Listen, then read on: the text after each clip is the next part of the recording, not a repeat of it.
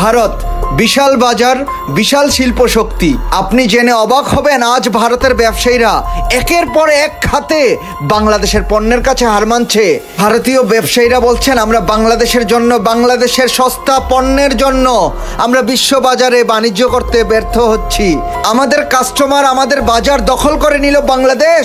বাংলাদেশের পণ্যগুলো এখন বিশ্বে রমরমা ব্যবসা করছে। বাংলাদেশের জন্য ভারতের ব্যবসায়ীদের মধ্যে হাহাকার পড়ে গেল।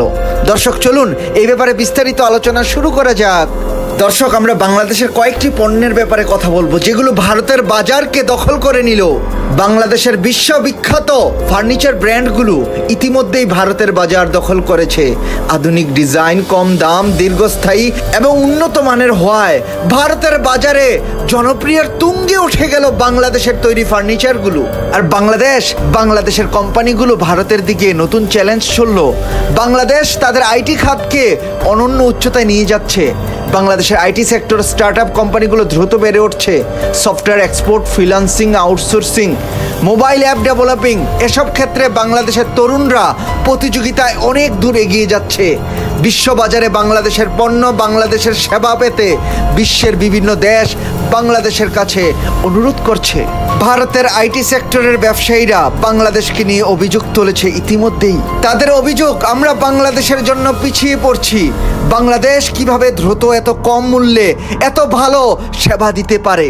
ভারতের আইটি সেক্টরের জন্য এটা একটা বড় মাথা ব্যথার প্রধান কারণ বাংলাদেশ। দর্শক, আপনি জেনে অত্যন্ত অবাক হবেন, শুধুমাত্র বিশ্ববাজার নয়, বাংলাদেশের আইটি, বাংলাদেশের পোশাক, ফার্নিচার, লেদার, এমনকি বাংলাদেশের তৈরি মেড ইন বাংলাদেশি ইলেকট্রনিক পণ্যগুলো ভারতের বাজারে রীতিমধ্যে ঝড় তুলেছে। ভারতীয় ব্যবসায়ীদেরকে পিছনে ফেলে বাংলাদেশের তৈরি পণ্যগুলো এখন ভারতের বাজারে রমরমা ব্যবসা করছে। বাংলাদেশের পণ্যের কারণে, বাংলাদেশের ইন্ডাস্ট্রির কারণে ভারতের ব্যবসায়ীদের এই মাথা ব্যথার কারণটাকে আপনি কিভাবে দেখছেন? এই ব্যাপারে আপনি আপনার মূল্যবান মতামত কমেন্ট করে আমাদেরকে জানিয়ে দিন। এরকম আরও ভালো ভিডিও নিয়মিত পেতে আমাদের চ্যানেলটি এখনই সাবস্ক্রাইব করুন।